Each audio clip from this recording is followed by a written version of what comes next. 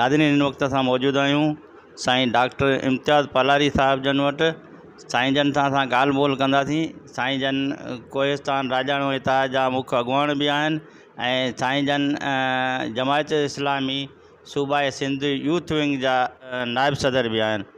ऐं हिन वक़्तु साईं जन दरसाणो चनो UC 8 गडाब ते चेयरमैनशिप जे लाइ जेके उम्मीदवार भी आहिनि ऐं साईं जन जी जमायत इस्लामी तरफ़ां पूरे पैनल जो जेको आहे सो मुक़ाबिलो आहे। ऐं हिन वक़्तु साईं सां असां बलदियाती इलेक्शन जे हवाले सां ॻाल्हाईंदासीं त जमायत इस्लामी या राजाणो कोहिस्तानी इतिहाद वारनि जो साईं जन जेका गॾियल उम्मीदवार आहिनि उन हवाले सां साईं जन सां ॻाल्हाईंदासीं। बलदियाती इलेक्शन जे हवाले सां त साईं जन खां पुछंदासीं तव्हां छा चवंदो जमायत इस्लामी जो हिन वक़्तु जेको आहे पोज़ीशन आहे उहो कीअं आहे ऐं तव्हांजो जेको आहे हिन वक़्तु जेका UC 8 ते पोज़ीशन आहे उहो कीअं आहे? जी, बिस्मिल्लाहिर्रहमानिर्रहीम। वॾी महिरबानी अली गौहर बलोच साहब ऐं प्रेस क्लब गडाब जा दोस्तो परियाड़ साहब। मामिलो इहो आहे त असांजी यूनियन काउंसिल आहे ज़िले मलीर कराची में ऐं इनखे दरसाणो छन्नो जो नालो ॾिनो वियो आहे। पहिरीं इन जो नालो यूनियन काउंसिल कोंकर हूंदो हो, जंहिंजो बाद में नालो तब्दील करे हिन वक़्तु यूनियन काउंसिल दरसाणो छन्नो जेको असांखां केतिरो ई परे आहे उहो नालो रखियो वियो आहे। तो इन हवाले सां असांजी यूनियन काउंसिल में मुख़्तलिफ़ मसाइल आहिनि ऐं उन्हनि मसाइलनि में सर फ़हरिस्त हिते पाणी जो मसइलो आहे। उनखां अलावा अमूमी तौर ते असां पूरी कराची जेकी आहे उहो तव्हांखे ख़बर आहे त मसाइल जो घर आहे। हिन वक़्तु मसाइलिस्तान आहे कराची ऐं सिर्फ़ु जमात इस्लामी आहे जेका कराची जे तहत बुलंद आवाज़ करे पई ऐं कराची में मुख़्तलिफ़ मसइलनि जी निशानदेही करे पई। ऐं कराचीअ में सूरत हाल इहा आहे त टैंकरनि में पाणी मिले पियो ऐं वाटर बोर्ड जो पाणी नलकनि में कोन पियो अचे। इन हवाले सां पुराणियूं जेके हुकूमतूं हुयूं उन्हनि जे बि मद्देनज़र इहे ॻाल्हियूं रहियूं आहिनि ऐं इहो मसइलो इंटरनेशनली बि बैनुल अक़वामी स्टेज ते बि उथारियो वियो। छा आहे जो जेके दहशतगर्द तंज़ीमूं रहियूं आहिनि MQM जहिड़ी फाशिस्ट दहशतगर्द तंज़ीम उन कराची जे अंदरि पाणी विकिरो करणु शुरू कयो ऐं उन पाणी वाटर बोर्ड जी लाइननि मां उन्हनि खे पाणी मिलंदो हो ऐं घरनि में माण्हुनि खे पाणी कोन मिलंदो ऐं हिकिड़ी हिकिड़ो माफ़िया जेकी आहे उहा हिन वक़्तु जेकी आहे उहा अलमबरदार आहे हिन सॼे कम जी ऐं उहा शइ उनजी वसअत जेकी आहे उहा ज़िले मलीर ताईं फैलिजी चुकी आहे। असां वटि सभिनी खां वधीक मसइलो हींअर बि अॼु बि असां वियासीं दंबा ॻोठ में हाशू शेख मोहल्ला दंबा ॻोठ जो आहे, उते बि इन ई क़िस्म जी सूरत हाल आहे जो माण्हुनि खे पीअण जो पाणी मुयसरु कोन्हे। इस्पताल आहे ई कोन, जे आहिनि त उन्हनि में इलाजु न आहे। उनखां अलावा स्कूल आहिनि उहे माण्हुनि माल जा वथा आणनि। ऑलमोस्ट सॼो सिस्टम जेको आहे सॼो हिकिड़ो वायुमंडल जेको आहे उहो सॼो हिन वक़्तु जेको आहे तबाही ऐं बर्बादीअ जी दास्तान ॿुधाए रहियो आहे ऐं जमात इस्लामी इन जे ख़िलाफ़ु सीना सिपर आहे, आवाज़ बुलंद करे रही आहे।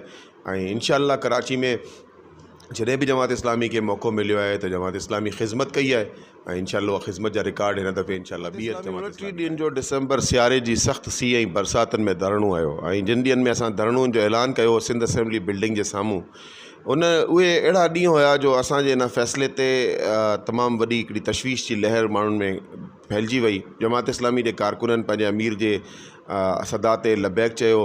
अमीर जमात इस्लामी पाकिस्तान सिराजुल हक़ साहब पाण इन शरीक थिया। इंजीनियर हाफ़िज़ नईमुर रहमान साहब जी अॻुवाणी में कराची में हो सिंध असेंबली जे साम्हूं 29 ॾींहंनि ताईं हिकिड़ो बहितरीनु फ़क़ीदुल मिसाल अज़ीम उशान धरणो रहियो ऐं उन धरणे में ॿारे बचे असां सभु उते मौजूदु हुआसीं। कोहिस्तान राजूणी इतिहाद असांजी उन धरणे जी हिमायत कई। असांजो जेके बिरादरियूं आहिनि गडाप जूं उहे कोहिस्तान जेको असांजा 3 ज़िला आहिनि 4 ज़िला जिन में जामशोरो ज़िलो ठट्टो कराची जो कुझु इलाइक़ो मलीर वारो ऐं विंदर उथल जा इलाइक़ा बलूचिस्तान जा कुझु इलाइक़ा बि हिन कोहिस्तान रीजन में अचनि था जिते हिकिड़ो सरदारी निज़ाम राइज आहे। उतां जे माण्हुनि सरदारी निज़ाम खां बि बग़ावत करे ऐं जमात इस्लामी जो साथ ॾिनो ऐं 29 ॾींहंनि ताईं उन्हनि उते बाक़ाइदा असीं धरणे ते मौजूदु हुआसीं पंहिंजे फैमिली सां पंहिंजे ॿारनि बच्चनि सां ऐं सिंध जा गडाप जा हारी मज़दूर उते मौजूदु हुआ। अल्हम्दुलिल्लाह हुकूमत असांजे उन धरणे जे उन शदीद एहतजाज जी पीपल्स पार्टी जी हुकूमत सट न सही सघी ऐं उन्हनि असां सां मुज़ाकरात कया ऐं उन्हनि तवील मुज़ाकरात खां पोइ इहा शइ हिकिड़ो चार्टर ऑफ डिमांड उन्हनि अप्रूव कयो, मंज़ूर कयो। उन्हनि गोॾा खोणे छॾिया ऐं उहो चार्टर ऑफ डिमांड में असां उहे ई मुतालबा कया हक़ दो कराची जे हवाले सां ऐं असां इहो जो असांजो बयन मुतालबो वॾो मुतालबो हो त जेकॾहिं कराचीअ खे हक़ ॾियो ऐं सिंध जे सभिनी शहरनि खे हक़ ॾियो, लाड़काणे खे बि हक़ ॾियो, त लिहाज़ा उहा शइ अल्हम्दुलिल्लाह अल्लाह साईं असांखे कामयाबु कयो ऐं 29 ॾींहंनि जो बहितरीनु धरणो थियो ऐं आवाम ॾिठो, पाकिस्तान पूरे ॾिठो, दुनिया ॾिठो त बदतरीन बारिश हुई, शदीद सर्दी हुई, लेकिन असांजे अज़्म मुसम्मम खे केर बि रोके न सघियो। अल्हम्दुलिल्लाह असां इलाइक़े जा मां सरदार या वॾेरा खणी तव्हां उन्हनि हिन बलदियाती इलेक्शन जे हवाले सां कुझु रंजशूं ज़ाहिर कयूं त राजाणो इतिहाद सिर्फ़ु असां पंहिंजे क़ौमियत जे हवाले सां का इतिहाद जोड़ी आहे ऐं इलेक्शन जे हवाले सां न, ऐं कुझु माण्हू जेके राजाणो इतिहाद जे तरफ़ खां कोई इलेक्शन विढ़ी रहिया उन्हनि ते कुझु इतराज़ थिया आहिनि, इन हवाले सां तव्हां छा चवंदो?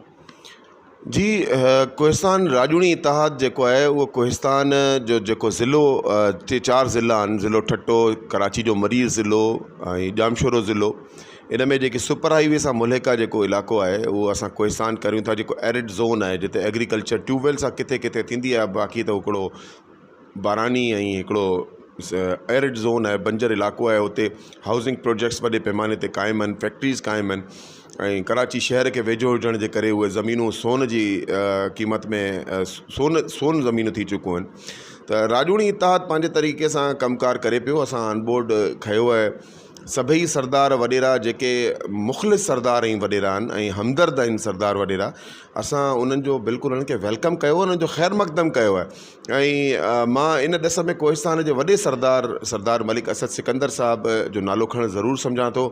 सरदार मलिक असद सिकंदर ख़ान साहब कोहिस्तान में 40 सालनि खां मैंडेट खणंदो रहियो आहे जामशोरो ज़िले में, ऐं हॾॾुखी सरदार आहे। बिल्कुलु उनजी वाबस्तगी पाकिस्तान पीपल्स पार्टी सां आहे। ऐं जॾहिं उन्हनि जी वालदा जो इंतकाल थियो त जमात इस्लामी जो हाई प्रोफाइल वक़्तु अमीर सूबा मोहम्मद हुसैन मेहनती साबिक़ MNA ऐं असांजो मौजूदा MNA जेको सिंध असेंबली में अब्दुल रशीद साहब ऐं असांजा कुझु दोस्त उन्हनि जी वालदा जी ताज़ियत सां वियासीं। सरदार मलिक असद सिकंदर साहब सां जमात इस्लामी जा तमामु सुठा ताल्लुकात आहिनि। उहो हिकु हॾॾुखी ऐं हमदर्द सरदार आहे ऐं एरिया जे अंदरि, हिन इलाइक़े जे अंदरि उनजी वॾी हिकिड़ी से आहे, उनजी हिकिड़ी वॾी सोच आहे। त अहिड़ा हॾॾुखी हमदर्द ऐं ख़ैर जेके सरदार आहिनि, असां उन्हनि जो ख़ैरु मक़दम करियूं था, असां उन्हनि खे रिस्पेक्ट ॾियूं था ऐं उन्हनि खे ऑन बोर्ड खणी असीं कोहिस्तान राजूणी इतिहाद में ई सही असां चाहियूं था त इलाइक़े जी वेलफेयर जे लाइ, आम माण्हू जे लाइ, फलाह बहबूद जे लाइ जेको आहे उहो कमु थी सघे।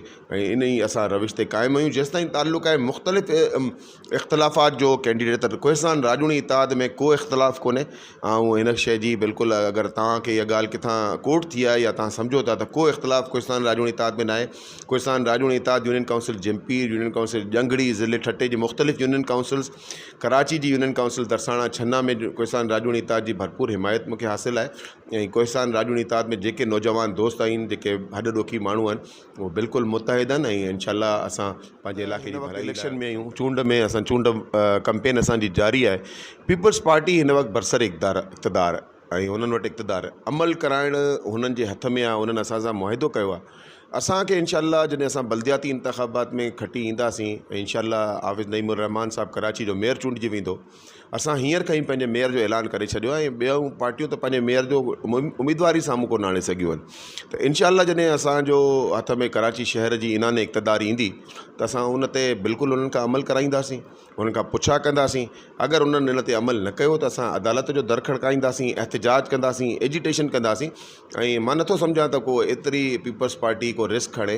पीपल्स पार्टी हिन वक़्तु पंहिंजी आख़िरी जंग विढ़ी रही आहे ऐं जमात इस्लामी कामयाबी जा झंडा खोड़े रही आहे। इंशाअल्लाह ही जेके मुतालबा आहिनि, जिन में पहिरियों मुतालबो हो त वाटर एंड सेवरेज बोर्ड जेको आहे मेयर जे अंडर में कयो वञे, ऐं उनखां अलावा सॉलिड वेस्ट मैनेजमेंट बि, मोटर व्हीकल टैक्स हो, इन खां अलावा अनेक ॿिया बि मुतालबा हुआ। छो जो कमायूं कराची थो ऐं कमाए मलीर ज़िलो थो।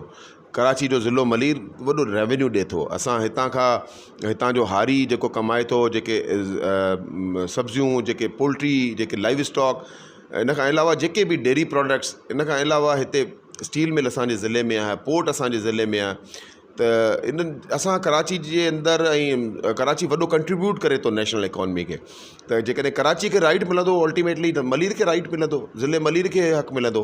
त इंशाअल्लाह जेकॾहिं हिननि अमल न करायो त असां हिननि खां अमल कराईंदासीं। अवामी एहतिजाज जी सट ही बर्दाश्त न करे सघंदा। इहो हलंदड़ हो त इन केस में जेको आहे सो जमायत इस्लामी जो हथु हो ऐं इहो केस जमायत इस्लामी या MQM ॿियनि पार्टियुनि गॾिजी कयो त इलेक्शन न थियनि, बलदियाती इलेक्शन न थियनि। इन हवाले सां तव्हां छा चवंदा? जी, इहा त हिकिड़ी कोर्ट में इहे सभई पार्टियूं वयूं, छो जो हिननि कुझु डिलीवर कयो ई न आहे। हिननि अवाम खे का सहूलियत ई न ॾिनी आहे, लिहाज़ा अवाम जे साम्हूं हिन वक़्तु इहे अचण खां किबाए रहिया आहिनि। सो इन्हनि जो मक़सदु हो त इहे इलेक्शन्स न थियनि, बलदियाती चूंडूं न थियनि। ऐं उन्हनि बल्दियाती चूंडनि खे रोकराइण जे लाइ इहे ॿियूं पार्टियूं सभई गॾिजी करे कोर्ट में वयूं। इन्हनि हाई कोर्ट सिंध जो दर खड़कायो, जेको उन्हनि जो हक़ बि आहे। उते जमात इस्लामी इलेक्शन कराइण जे लाइ ऐं इलेक्शन खे हर मुमकिन तरीक़े सां इनेकाद करण जे लाइ जमात इस्लामी बि उते मौजूदु हुई ऐं जमात इस्लामी डिफेंस कयो त इलेक्शन थियणु घुरिजनि। ऐं मुदलिल ॻाल्हि जे बुनियाद ते अदालत सॻोरी असां इहो ऑर्डर जारी कयो, जंहिंजी बुनियाद ते 26 जून ते सॼी सिंध जे 14 ज़िलनि में इलेक्शन्स थिया ऐं उते बदतरीन धांधली जा रिकॉर्ड क़ाइमु कया विया। ठप्पा माफ़िया उते सरगर्म अमल रही, जंहिंजे नतीजे में हिननि नताइज खे फेरायो ऐं धांधली ज़दा हिकिड़ो मैंडेट हिननि खे ॿीहर मिलियो आहे। ऐं इहा शइ ऐं एलानिया इहा शइ जेकी आहे उहा हाणे उहा शइ बि ॿुधण में आयो आहे त कोर्ट में ज़ेर ग़ौर आहे। इंशाअल्लाह कोशिशि इहा ई आहे त उहे इंतख़ाबात कलदम थियनि ऐं उनखां पोइ ॿीहर उते पोलिंग थी वञे त पोइ इंशाअल्लाह जेके 100% अवामी नुमाइंदा आहिनि उहे साम्हूं अचनि, न कि सिलेक्टेड साम्हूं अचनि। पीपल्स पार्टी उन्हनि पंहिंजी रिवायती जेको आहे उहो तरीक़ेकार ते क़ाइमु आहे, होड ते क़ाइमु आहे ऐं हुननि नताइज जेके आहिनि उहे जमीयत उलमा इस्लाम जी हिकिड़ी वॾी मज़बूत ऐं सघारी आवाज़ आहे इलेक्शन जे धांधली ते। असां उनखे सपोर्ट करियूं था। असांजे सूबे सिंध जे अमीर मोहम्मद हुसैन मेहनती साहब जी हिकिड़ी वॾी आवाज़ आहे ऐं असांजो मौक़िफ़ आहे त जमात इस्लामी जो त जेके बि धांधली ज़दा माण्हू आया आहिनि, जेके धांधली थी आहे, जेकी रिगिंग थी आहे, प्री पोल रिगिंग या पोस्ट पोल रिगिंग जेके बि थी आहे उनखे ख़तमु करे नए सिरे इंतख़ाबात अंदरूनी सिंध जे 14 ज़िलनि में नए सरदार सिलहाड़ियल आहिनि मुख़्तलिफ़ सियासी पार्टियुनि सां या उन्हनि जा पंहिंजा ज़ाती मुफ़ाद आहिनि। उहे त कॾहिं बि कोन चाहींदा त कोहिस्तान जा नौजवान अॻिते अचनि ऐं यकीनन उहे सरदार पंहिंजे उन हट धर्मीअ खे क़ाइमु रखण जे लाइ, पंहिंजो पाण खे मज़बूत करण जे लाइ उहे उन्हनि माण्हुनि जी हौसला शिकनी कंदा जेके आम माण्हूअ खे, आम फ़र्द वाहिद खे, इंडिविजुअल खे एम्पावर करणु चाहिनि था। कोहिस्तान राजूनी ताज जो पहिरियों मुतालबो आहे जंहिं ते जमात इस्लामी हुन सां मुकमल सहमत आहे त असां पंहिंजे आम माण्हूअ खे एम्पावर करणु चाहियूं था, फ़र्द वाहिद खे, इंडिविजुअल खे असां एम्पावर चाहियूं था। त उहे यकीनन पंहिंजे तरफ़ां उहे ई पंहिंजी शइ कंदा रहनि था, पंहिंजे एजेंडा ते कार फरमा बि आहिनि ऐं किथे का अहिड़ी ॻाल्हि जेकॾहिं थी बि हूंदी त यकीनन तव्हांजी ॻाल्हि हूंदी, लेकिन कुल्ली तौर ते इहा अहिड़ी शइ कोन्हे। उन्हनि जो जीअं उर्दू में चवंदा बि आहिनि त उनकी रविश है कि ज़माने में यूं ही रात रहे और हम के दिए जलाते जाएंगे। तो इंशाअल्लाह जो कोहिस्तान राजूनी इत्तेहाद मुतहदा ऐं कोहिस्तान जे लाइ कमु कंदो रहंदो। सूरत हाल इहा आहे त जमात इस्लामी कराची जी हर यूनियन काउंसिल में पंहिंजा उम्मीदवार नामज़द कया आहिनि। ॿियनि पार्टियुनि जी सूरत हाल इहा आहे जो उन्हनि खे उम्मीदवार लभे ई कोन, मिली न रहिया आहिनि। ॿियनि पार्टियुनि में हिन वक़्तु उन्हनि जे उम्मीदवारनि जो मतिलबु को बि माण्हू इलेक्शन विढ़ण लाइ तयार ई न आहे। वॉट एवर उहा पाकिस्तान पीपल्स पार्टी बरसर इक़्तिदार पार्टी हुजे, MQM जहिड़ी फाशिस्ट गुंडा तंज़ीम हुजे जिन हिकिड़ी माफ़िया हिन शहर में हलाई ऐं अल्लाह साईं असांखे उन मां जान छॾाई आहे।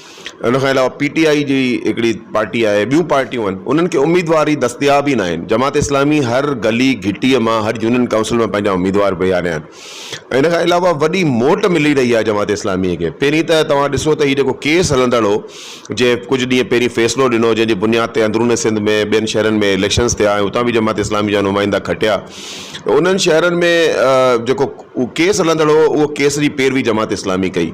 जमात इस्लामी जे वकील जॾहिं इहे दलाइल ॾिना त इलेक्शन निहायत ज़रूरी आहिनि, छो जो माण्हुनि जा मसइला उन्हनि जे घर जे दहलीज़ ते हल थियणु घुरिजनि ऐं उहो सिर्फ़ु तॾहिं ई मुमकिन आहे जॾहिं उन्हनि जा बल्दियाती नुमाइंदा हूंदा।